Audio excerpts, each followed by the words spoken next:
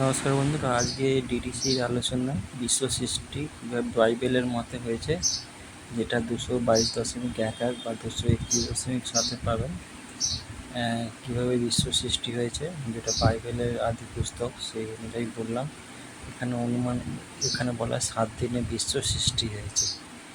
তো প্রথম দিনে আলো দিন ও রাত সৃষ্টি করেন, তারপর আকাশ এবং তৃতীয় দিনে স্থল সমুদ্র গাছপালা উদ্ভিদ, চতুর্থ দিনে সূর্য চন্দ্র নক্ষত্র সৃষ্টি হয়, পঞ্চম দিনে মাছ পাখি সৃষ্টি করা হয়, ষষ্ঠ দিনে স্থলজ প্রাণী ও মানুষ সৃষ্টি করা হয়, যেটা আদম এবং ঈভ নামে পরিচিত।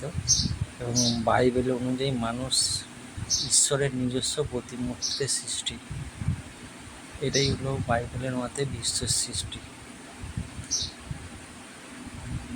তো ভিডিওটি যদি ভালো লাগে আপনারা লাইক করে দেবেন, শেয়ার করে দেবেন এবং সম্ভব হলে আমার চ্যানেলটি সাবস্ক্রাইব করবেন।